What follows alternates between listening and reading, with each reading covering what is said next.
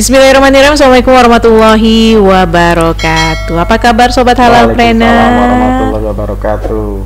Jumpa lagi bersama saya Yola Damayanti. Dan kali ini saya akan berbincang dengan Tomida Pangestu, salah satu leader HNI dari Lampung.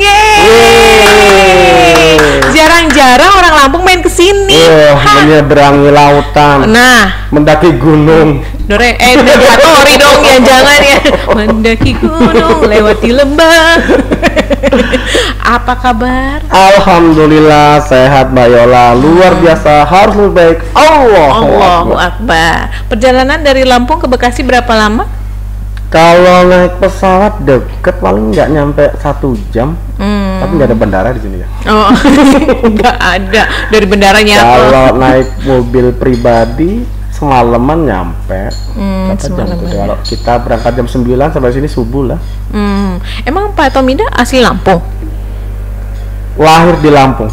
Lahir di Lampung. Kalau orang tua mah orang perantauan semua.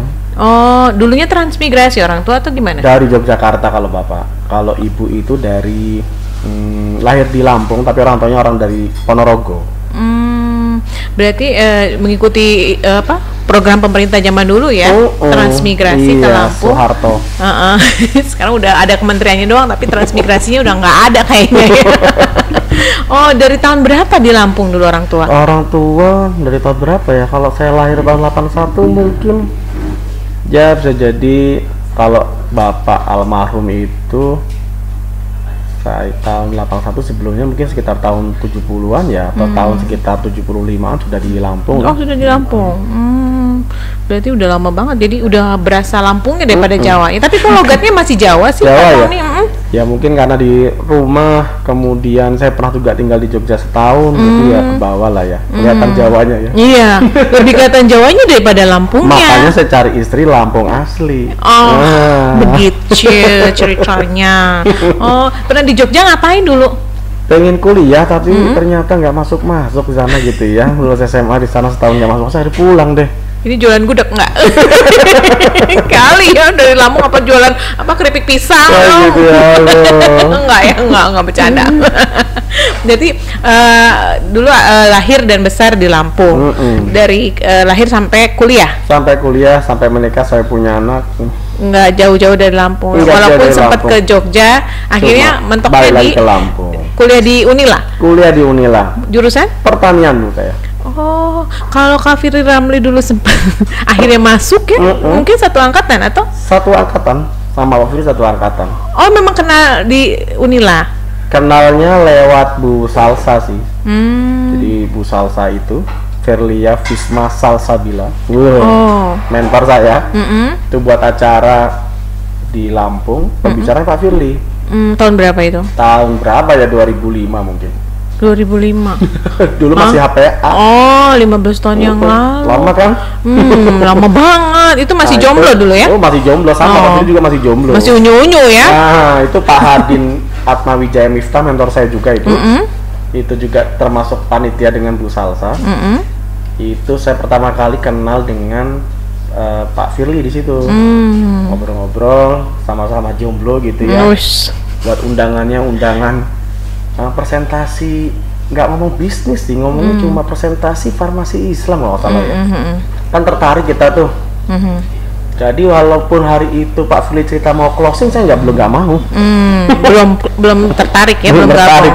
Cuma mungkin Pak Firly cari kesamaan, kita sama-sama di dulu aktivis kampus, terus ketua BEM. Kalau Pak Firly kan presiden BEM, kalau saya kan ketua BEM fakultas gubernur dulu. Sama. Terus melakukan perjalanan ke tempatnya Bu Salsa di Pengsewu itu, sama-sama bujang tuh cerita nanti bentar lagi mau nikah gitu. Setelah itu Pak Firly ngundang tuh buat acara di rumahnya setelah menikah dengan Bu Oni, Bu Leoni Arfia. Buat acara di rumahnya Bu Leoni, itu saya diundang, syaratnya sih harus sudah punya kartu member. Oh begitu, karena kepengen diundang jadi bikin. Saya pengen dapat ilmu pelatihannya nih, pelatihan kesehatan Tibu Nabawi. Oke lah, saya buat nggak apa-apa. Nah, saya buat di bawahnya Pak Hadin, di bawahnya Pak Hadin Atmawijaya Miftah. Leader Lampung. Di situ saya ketemu Bu Nur Hayati. Oh. Nah, gurunya Pak Sudarmadi Bu Ratu Ira. Oh, suami Bu Ratu Ira. Iya bener. Ya Allah, itu udah bergaul sama leader-leader semua. Itu Bu Nur kayaknya saya belum nikah juga loh kayaknya. 2000 berapa? Bu Nur nikah 2007, aku sampai inget soalnya dia tuh teman kerja aku. 2005 kita pelatihan. 2005 2006 apa ya? Kok saya lupa ya? Oh, 2005 berarti masih mahasiswi dia ya. Iya. Saya juga belum lulus juga sih. Itu kan dulu perusahaan yang lama tuh. Nah, ketika yang perusahaan yang baru itu langsung gabung di awal-awal pendirian perusahaan ini atau gimana? Kalau berubah jadi HNI itu Pak Firly masih terus jaga kontak ya, jaga ini komunikasi. Ya langsung masuk aja, nggak pakai lama-lama. Gitu. Ya, dulu udah menikah pas gabung ya? Sudah menikah. Itu udah kerja? Waktu itu kalau bonus di HPA itu bonus 50.000, saya sudah berani lamar Bu Rina. Oh, Bu Rinanya mau. Oh. Wah, kemudian bapak mertua itu waktu itu nggak nanya penghasilan berapa. Oh. Alhamdulillah.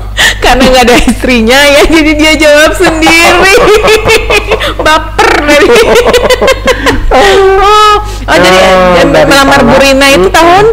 Itu tahun 2006. 2006. Menikah tahun 2006. Kita 2006. Itu belum kerja, masih dari HPA aja. Masih dari HPA aja. Tapi udah lulus kuliah kan itu waktu itu? Dikit lagi. Oh, dikit lagi. Dan mau Bu Rina. Lama. Oh, Bu Rinanya dulu masih kuliah juga atau? Bu Rina sudah kerja, dia jadi guru swasta ya di SMP swasta, jadi guru matematika. Berarti ketika akhirnya ada HNI, dia ikut nggak pakai lama-lama ikut gabung, itu langsung jalanin bisnisnya. Justru Bu Rina, saya nggak suka itu kalau waktu itu almarhum yang sering ke Lampung tuh almarhum Pak Jenial ya. Pak Jenial dengan Pak Madi itu, kalau Pak Madi kan mengajarkan keilmuan di Bu Nabawi. Nah, Pak Jenial itu selalu cerita tentang bisnis, termasuk Pak Firly lah. Ketika menceritakan bisnis itu pikiran sudah MLM. Enggak. MLM enggak. Padahal udah tahu sebenarnya kan. Pengen dapat ilmunya aja lah, MLM-nya enggak gitu kan. Bisnisnya mah jual-jual aja lah, dapat untung langsung. Ngapain ini MLM mah bohong gitu, merugikan, menzalimi gitu.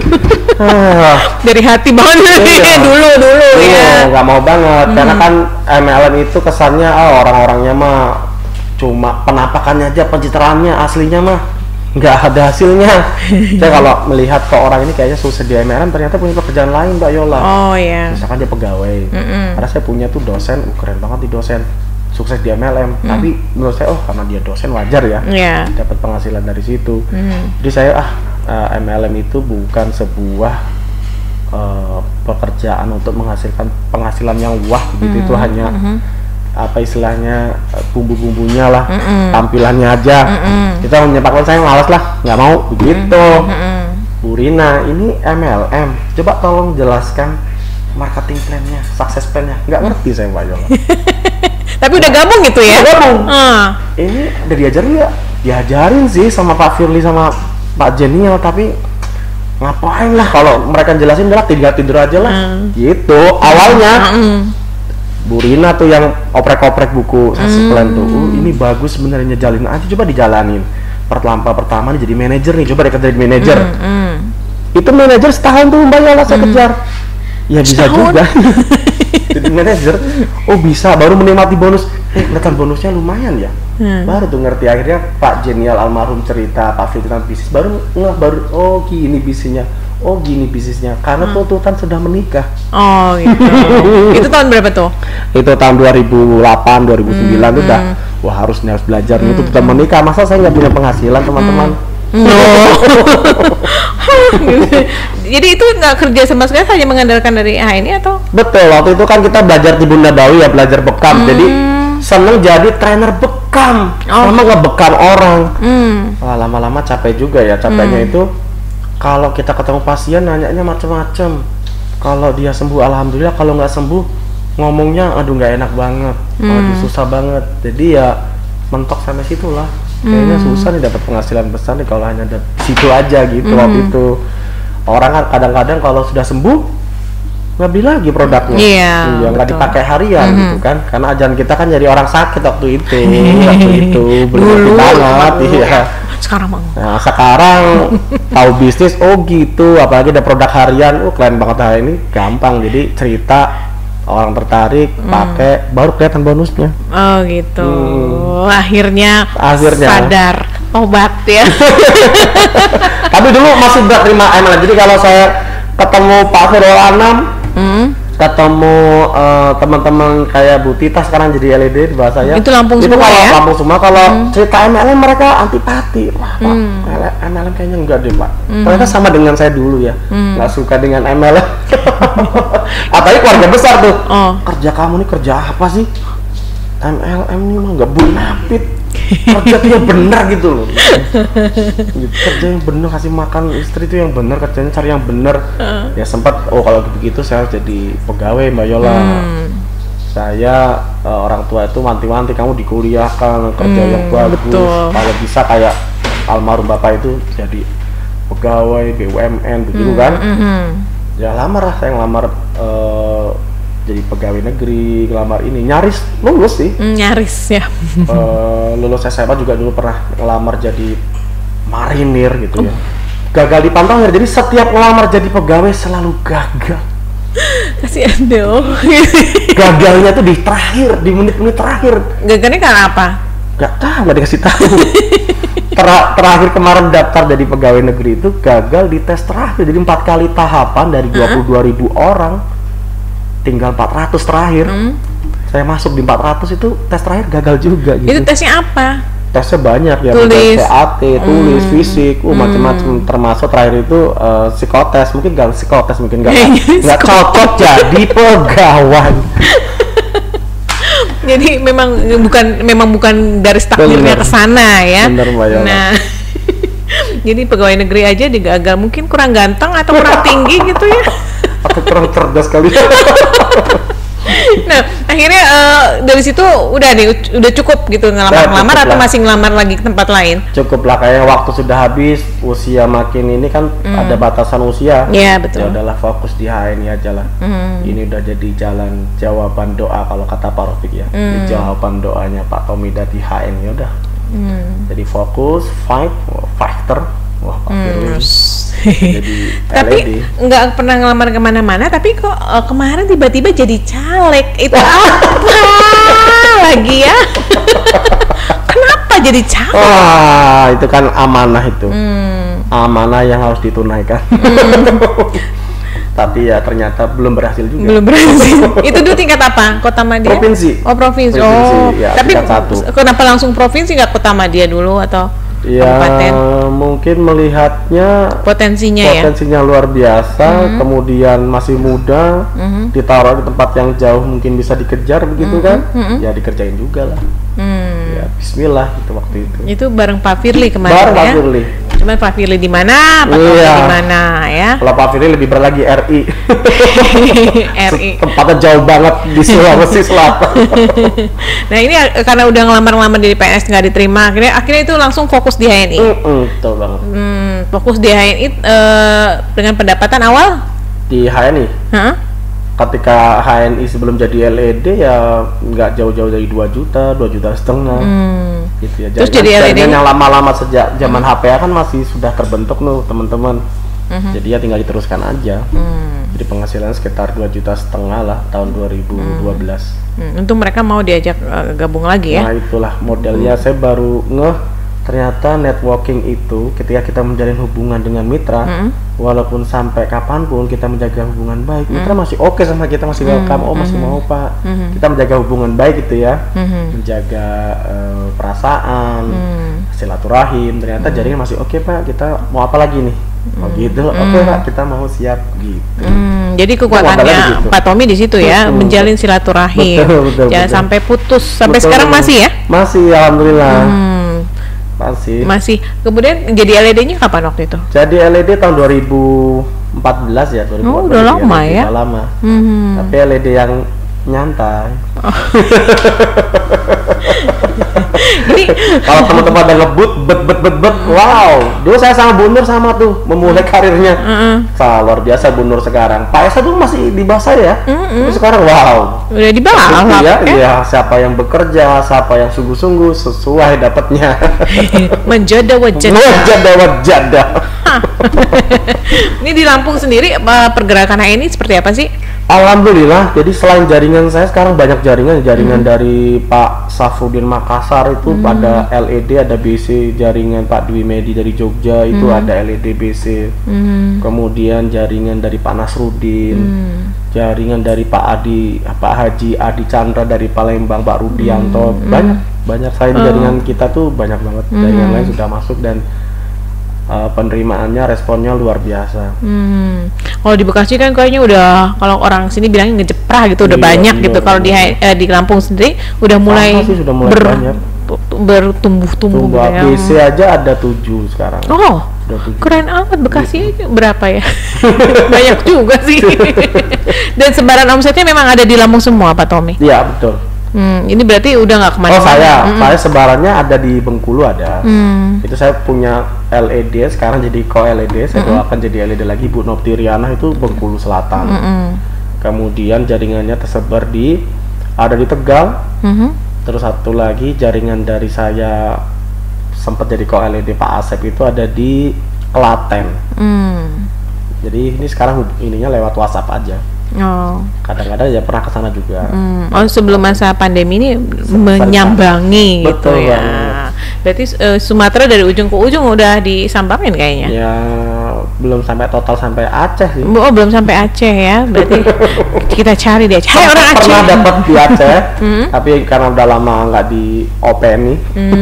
Jadi dia udah pergi entah kemana ya, karena jauh juga ya. Hai orang Aceh, ada Pak Tomida, silakan masuk ke jaringannya ya. Ayo. Biar datang ke Aceh ya. Ya, ini kan membangun bisnis jaringan ini berarti dulu kan belum sebanyak sekarang kan Pak Tomida. Apa yang Pak Tomida lakukan untuk bisa mengembangkan jaringan di Lampung sampai sekarang udah mulai banyak nih? Ngandelin seperti arahan mentor kita Pak Firly, buat daftar nama. Dari berbekal daftar nama itu, dari mitra-mitra buat daftar nama itu kan punya data calon mitra banyak tuh, ternyata kan tersebar kemana-mana. Yang ngandelin itu aja sih Mbak Yola. Ya ada yang Pak, saya ada di Muko Bengkulu Utara itu, Bengkulu perbatasan dengan Sumatera Barat. Bisa ke sini nggak Pak?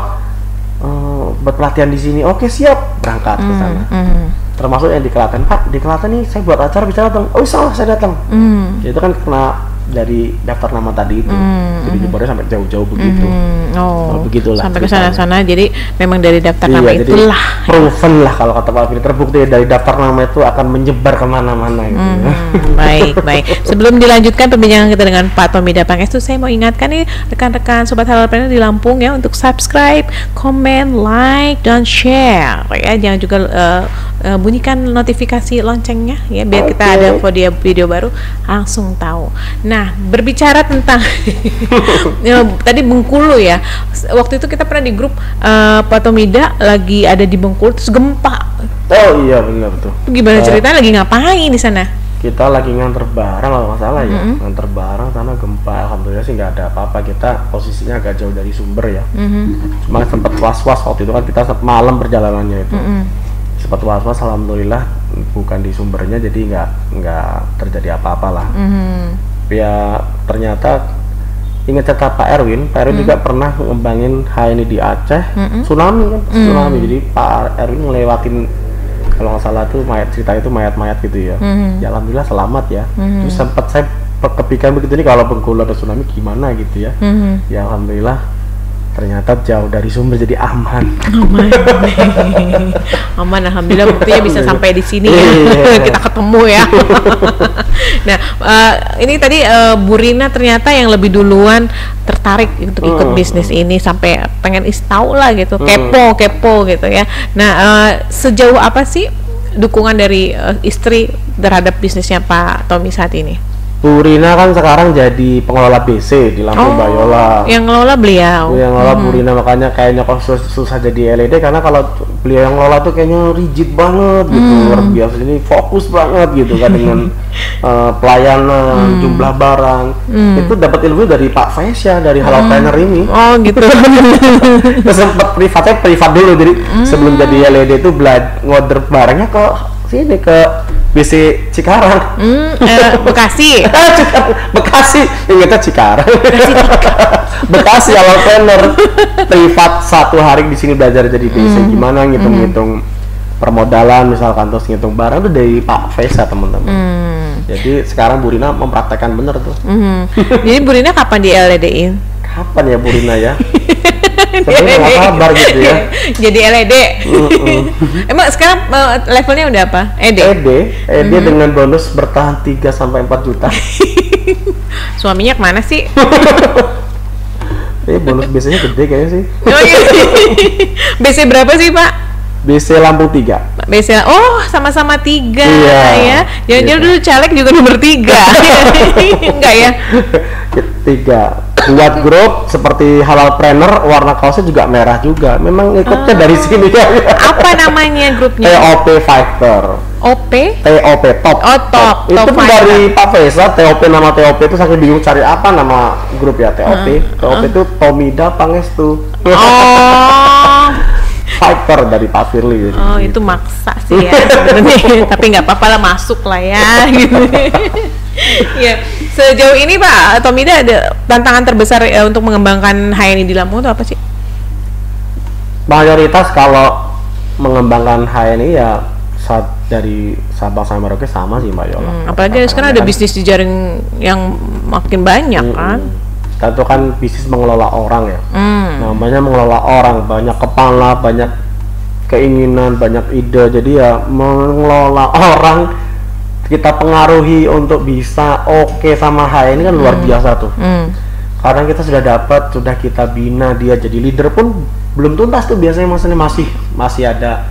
Kalau saya dulu masih sering baper, masih sering ngeluhin Pak Firly, ngeluhin Pak mentor saya, Pak Hadin, ngeluhin almarhum Pak Jenial gitu ya. Ya sekarang saya rasakan memang belum tuntas. Kita mengenali mitra itu ternyata sepanjang hayat gitu ya. Mengarahkan mitra untuk jadi LED ternyata nggak gampang. Sudah jadi leader aja harus betul diarahkan, harus disatukan, ketemu satu pikiran, satu visi, satu motivasi, luar biasa. Dan nggak boleh bosan. Nah itu dia. Tantangannya adalah kalau bosan nggak ngomset gitu ya. Kalau bosan bisa hilang itu, karena asetnya kan mereka kita. Ketika kita bosan ya sudah. Bye-bye, gitu ya. Bye-bye ya. Membangkitkannya lagi tuh, tantangan banget, berat sekali. Tapi Pak Tommy sendiri orangnya bosenan nggak? Happy-happy aja ya. Oh happy. Kata orang lain ya. Berarti jadi LED 2014 sampai 2020 ini ada jatuh bangunnya nggak atau tetap stabil? Nah ini dia nih, waktu jadi LED waktu itu peringkat saya masuk ke 60 besar. Ternyata karena saya start gitu omsetnya, bonusnya segitu sampai sekarang, jadi sekarang malah mulai tertinggal. Menikmati gitu berarti ya. Itu karena bosan apa gimana? bahaya kalau terlalu dibiarkan ya puas dengan apa yang ada nih, bahaya banget. Nggak boleh. Itu termasuk pesan untuk mitra-mitranya ya, nggak boleh cepet puas ya dengan keadaan zaman sekarang, apalagi zona nyaman, zona aman gitu. Ngeri banget. Ngeri banget. Segera move on. Segera bangkit ya, kejar jadi LED yang premium, kemudian premium ya. Jadi prem, kemudian jadi safir, emerald dan platinum.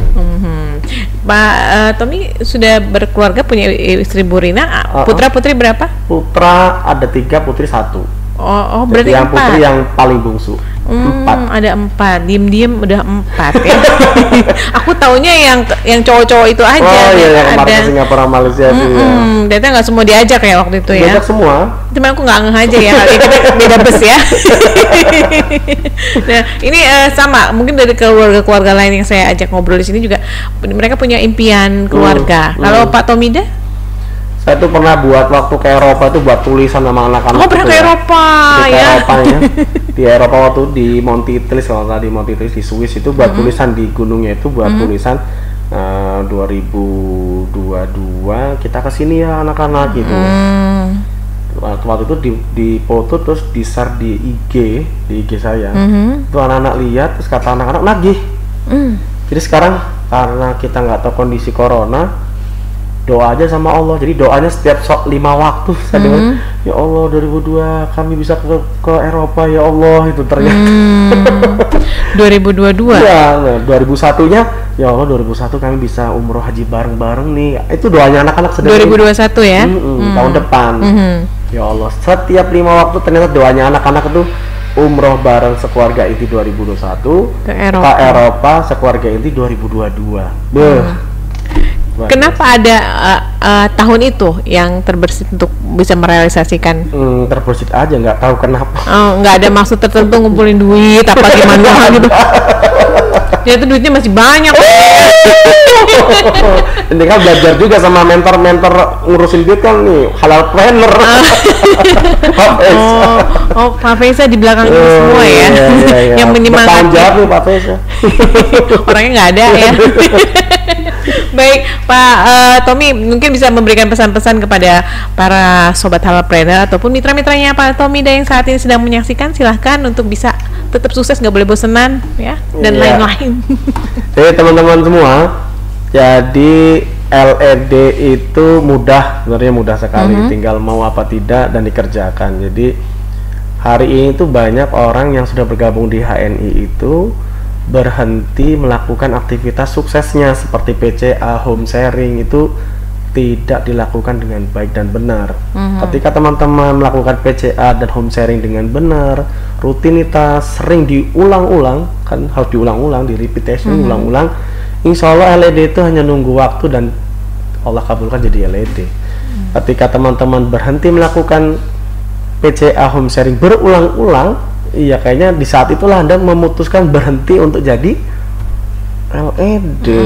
Iya, kalau kondisi pandemi seperti ini kan bisa lewat medsos gitu ya. Cuma kadang-kadang masalahnya kan beragam tuh, yang nggak bisa lah, nggak punya kuota lah begitu. Itu semua alasan aja sih bisa diselesaikan dengan baik. Hanya excuse saja ya. Excuse-nya hanya alasan aja. Memang bisa kalau fokus pas solusi. Tapi LED itu bukan tujuan akhir ya? Bukan. Itu hanya kalau Pak Fesa tuh selalu gambarin mobil, itu kendaraan. LED itu kendaraan menuju impian besar kita. Ya silakan, impiannya besar apa tuh?